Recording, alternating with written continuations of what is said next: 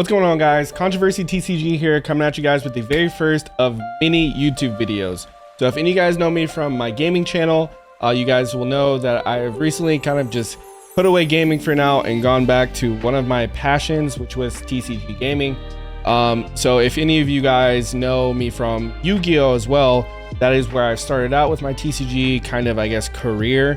I top 16 at a national or at a YCS, and then I top 8'd at a nationals, and the nationals had like 2,000 people in it, and honestly could have gone to worlds that year. There was some different circumstances, but that's neither here nor there. But today I wanted to bring you guys with my Perona deck list that I've played at the past 2 locals. I went 4-0 at one local and 3-1 at the other, so essentially 7-1. And I honestly think Perona is a really good deck. I think it's super slept on. Recently though, I kind of feel like maybe it's down from, like, I had it at like a 1.5 on the tier list to like a 2, but personally I still think the deck is incredibly strong and really slept on, and when piloted well, I feel like it's kind of hard to lose when it finds the pieces that it needs. You can say that about a lot of decks, but honestly, Perona just feels like so powerful that it just, for me, feels that way.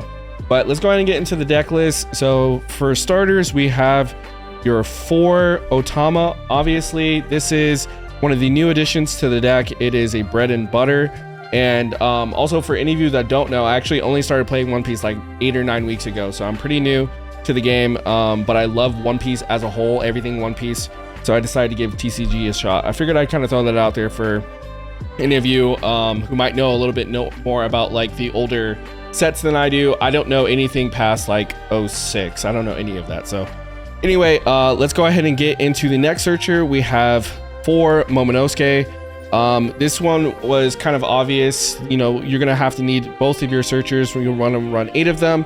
The difference between the two is, you know, obviously Momonosuke is an activate main and the Otama is on play, which works well with Gecko Moria, obviously, and it is a 2K too, so you don't always have to keep this for searches. You don't forget that this card is a 2K still, so don't just try to hold it the entire time for searches. We run 2 Hiyori. Now, this card is kind of one of those things where it's really good, but also at the same time, you don't need it. You really could, like, honestly kind of cut this card, but I do think it's kind of necessary for certain popping plays where you need to reduce them first, then use leader ability, because sometimes you're not within the range whenever you're playing Gecko at that point in time, so you need to be able to reduce them after the Gecko has hit the board and then use the leader ability to rest, and that's where Hiyori comes in play because she makes that possible. And then obviously Hiyori is going to bring out my boy Ryuma. Now, honestly, we were talking about this yesterday at locals. I really kind of feel like this is where Rob Lucci should be. Rob Lucci, like 4-drop Lucci, should be this card. I don't know why. Like, my guy also has to have them rested and they have to be 4 costs, and I only hit 1 target. Whereas Lucci hits 2 targets. Yeah, you have to reach a little bit further, but it's really not hard for that deck. And there's no restrictions. Like, they don't have to be rested or anything. And it's 2. So, this is kind of budget Lucci. It's good, obviously, because it also has the on KO effect, so you do have to worry about that. But when you get late game, like, it's really, like, a lot of times it doesn't matter if you're hitting a 4 cost or less because they already have big bodies on the board. But he is still incredibly good. You know, Ice Age plus Ryuma is instant removal, so definitely makes him great. And then we have the 4 Izo. Now, honestly, like, sometimes you will be hard playing this card. Don't just like the Otamas, don't just like use this card only for 2K, because he has like an on play that does come in play a lot of times where you're resting a 4 cost or less because you need to use leader ability to get something from 5 to 4, and then using Izo, it comes in play a lot more than you'll think. So don't just keep it only for the 2K, but I will say most of the time you will be using him only for the 2K. And then we have, for our reducers, we have 4 Suru. Also, again, it is a 2K, but just like Izo, it is something that you can hard play, so don't just hold it for that only. And then you have 2 Helmeppo, and this is really just going to be your main Gecko target for like reducing plays if you need that. And then you have 3 Bellamere. Now, some lists like to play 4. I do think 4 is good. But personally for my list, I just like 3. I do see this card enough for me to justify running 3. And honestly, this card is incredible. I do think you do need to at least play 2. I wouldn't, honestly, personally, I wouldn't play less than 3. But if you play 2, I could kind of see that. This card will steal games, honestly. If you can, on 10 Dawn, play out a Bellamere, use the issability to hit 5-cost Sabo, rest it with a with your leader ability, and then just throw all of your Dawn on Gecko Moria, Isho, Sabo, whatever, and swing at them, they just lose. Like, they just lose the game. You know, this is obviously like if they have no life left, but like a lot of times they're banking on their big blockers to not get rested, and this card can just steal that away from them, especially in Black Yellow Luffy. So I actually feel like Black Yellow Luffy is like a pretty easy matchup for this deck. And a lot of times you might have that against Lucci as well, because they also play 5-cost Sabo. So this card is incredibly good. It allows you to reach even further than you normally would be able to. You know, like if you already have Bellamere on board and you go Gecko, get Helmeppo, Bellamere effect, and then use leader ability to rest. That's kind of like another reasons why Hiyori becomes viable, because if you get, you know, Helmeppo, Hiyori, but you already have Bellamere on board, then it allows you to hit that 8 cost when you normally couldn't if you got the Ryuma off the Gecko. This is assuming the 8 cost is not already rested. Like if it's already rested, then none of this even matters, because you can just reduce with Perona. But if it's active, if they just played it that turn or they haven't swung with it, then this allows you to reach even further. So these are the reducers. They're all incredibly good, all essential to the deck. For blockers, we are playing 4 Borsalino. I actually just really love this card. But it is also a Gecko target, and it is incredible against Enel and Lucci. They really don't have any way of dealing with this. So, you know, on 5 they can't Gadatsu it. Lucci can't Lucci it. They can't do Sabo. They can't literally do anything to this card besides swing over it. So it is a body that just sticks on the board, and if you can keep it up, it is a body that they always have to deal with. Even if you do swing with it, it's something that they just have to deal with. And then we play 3 5-cost Sabo. I kind of wanted to play 4, but the only way I could justify doing that is dropping a Suru, and this deck already kind of can like struggle with counters sometimes, so I couldn't I couldn't justify getting rid of a Suru for a Sabo. Although the Sabo does help with cycling, because if you don't draw your searching engine or your draw engine, then you're kind of in shambles. But Sabo kind of mitigates that. It also gets rid of like the dead Ishos in your hand if you're playing against like RP Law or anything else that is already lower in their hand count. Then Sabo comes in handy there. So these are the blockers. I think they're pretty nice for the deck. And now for boss monsters, we've got 4 Gecko Moria. Obviously, this card is dumb. It is absurd. It is incredibly good. A lot of people want this card banned, and like this is going to be where, you know, I said I've been playing for, you know, 8 or 9 weeks. But I have been talking with other people, and I do have other card game sense. So I will say that I think this card is incredibly good, but after playing for quite some time, there's really only a few decks that really abuse it, and that's BY Luffy and Rob Lucci. Perona can use this card very well, but it's nothing like crazy. Like, yeah, you're gonna get an 8 cost on the board and you're popping something, whereas in Lucci, you're getting an 8 cost on the board, you're popping 2 cards, and you're developing a massive board at the same time.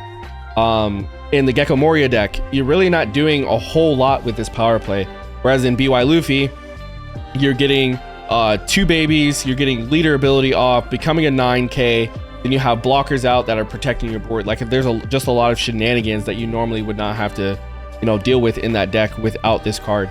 So I can understand it from those 2 senses, but like from other black decks, I don't see this card being ban worthy, especially since it's getting reprinted. But I don't know, I guess you guys can let me know in the comment section below. Then we also play 2 8-cost Sabo. This card absolutely destroys RP Law. Like, just absolutely ends them. If you play even just 1, they could probably, a lot of times they're like so far behind, because you're hitting their 5-cost kid, and you're hitting almost anything else. Sometimes you're hitting Shariah too, or like with Perona, it makes it even better, because you're hitting the 5-cost kid and anything else, because Perona's leader ability allows you to just take their 4s and turn them to 3s, and instantly you can reach everything in their deck. So yeah, this card absolutely kills them. If you wanted to play 3 of this, I would not blame you. The reason why I don't is because I play 2 Isho. I think this card is incredibly good in the format, just with it's good against Lucci, obviously. It's good against Perona, my deck. It's good against Nami, Enel. It's good against so many different decks, and its passive ability when it has a Dawn to be able to board AoE reduce something is like so strong. And I don't know if I would say underrated, but it is incredibly strong, especially in Perona, because again, it allows you to reach further with your leader ability. So I feel like this card is pretty essential in Perona. I wouldn't say it's essential in other black decks, but I think in Perona it's just incredibly good. But it's also just really good in the format. So those are the black boss monsters, and I actually tech in one that I might actually end up removing, but for the time this is what I was playing. I was playing 9 cost Zoro. There have been some games where I've stolen the game with this card, but a lot of times, like, I feel like I play it and it just dies instantly, especially against other black decks, and that's to be expected. But honestly, like, I really like this card. Obviously against Enel, it's really good into Bonnie, it's really good into Nami, it's really good into a bunch of other things, so there is a justification for playing it. I don't see myself ever playing 2. Like, honestly, I would only ever play 1, because I get it, if it gets dealt with, that's fine, but you have so much more utility in your deck that you don't necessarily even need this 1 card. I personally just like Zoro. I'm a huge Zoro fan, and it can be played well in the deck. It synergizes well into the deck. And one thing like you can do against Bonnie that a lot of people, I haven't seen a lot of people do. I genuinely have not seen anyone else do this, where you'll swing with Zoro, and let's say you have anything else out on the board. A lot of times they will expect you to restand this immediately. And I had this happen to me that same tournament where I went 3-1. I swung with Zoro. He said, go ahead. And I said, you go. Like, what do you want to do? He's like, you're not using ability? And I was like, no. I just looked at him and was like, no, I'm not using it.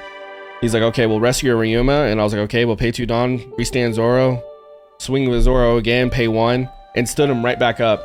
Like, and then I just left him active right there, because like they a lot of times what will happen is if you swing with Zoro, you use it immediately, then Bonnie can just rest it immediately, and then you have to pay 2. So you're missing out on the attack, right? Whereas if you wait, you can fit 1 extra attack in. That's just a little tip with Zoro. Even if you play Bonnie, against Bonnie, I would definitely do that. But if you're playing this in any other green deck and against Bonnie, like, definitely use that strategy, because it's like crazy strong. And then for our events, we have 4 Pot of Greeds, aka You Can Be My Samurai. This card is like dumb good. If you're not playing this card, you could play 3, but I play 4 just because like drawing 2 is always incredibly good. And I play 3 Ice Age because you again need to be able to reach their big guys. You're not playing Innie's Lobby, Tempest Kick, you know, Gecko Moria shenanigans, so you need the Ice Ages. 3 is good. You could honestly get away with playing 2. On my Saturday build, I was actually running 2 of these bingos, and I was not running Sabo, 5 cost Sabo at all. Bingo allows you to instantly out Basil Hawkins. It allows you to allows this card to not be dead versus RP Law, because it's not like entirely dead, but like if you go bingo into bingo active into Hiyori rested off of Gecko Moria while playing an Ice Age, then you trash the Hiyori, bring out Ryuma, and then rest the bingo, you're hitting 2 cards. So that becomes like an essential like pseudo Lucci play. It's not near as good, but because this card is activate main, like if you're able to like even, you know, play a Helmeppo from hand, you can hit a 4 cost instantly. Because of leader ability, you can rest. So like this card does have to hit rested cards. So that's kind of like the one caveat to it, but the card is like pretty sleeper, to be honest. I took it out just because I'm opting for 5 cost Sabo. I like the consistency with Sabo. Just being able to get a blocker out when the deck doesn't have a whole lot of counter, and being able to just recycle your deck and refresh your hand is, I feel like, just pretty good. So I like 5 cost Sabo more, but if you wanted to play bingo, you honestly could. If I were playing bingo, I would probably take out, right now, I'd probably take out Zoro and maybe 1 Sabo, 5 cost Sabo. That would probably be my play. And then I would add in the 2 bingo. So I gain 1k counter by doing that. I still get to keep the Sabos, and I get to play the bingo as well. But that's probably just what I would do. I don't know if I'm gonna do that this week. I've been kind of playing other decks, but this deck is incredibly good. I think, like I said, I think it's really slept on. I don't know why not many people play this. I'm the only person at my locals that plays Perona whenever I play it. I have a lot of other decks built, but this is literally the only Perona that I ever see there. And I think it's really strong. It's really good. I hope you guys enjoy the deck list and you guys like the video. Like I said, I do have a bunch of other gameplays coming up for my Perona gameplay, and then I do have a lot of decks built. I have you know, RP Law, BY Luffy, Gecko Moria, and Blue Dofi. But Blue Dofi is kind of where my ventures are going to right now. But I will be posting some Perona gameplay that we guys can kind of see how I pilot the deck, learn some tips and tricks, and learn how to really optimize your plays with your Dawn and your Curve to make sure that you're hitting it properly. But again, thank you all for watching the video. If you guys enjoyed the video, please consider leaving a like. And if you want to come back for more One Piece content like case openings or anything else, hit that subscribe button too. You guys have a good one. Peace.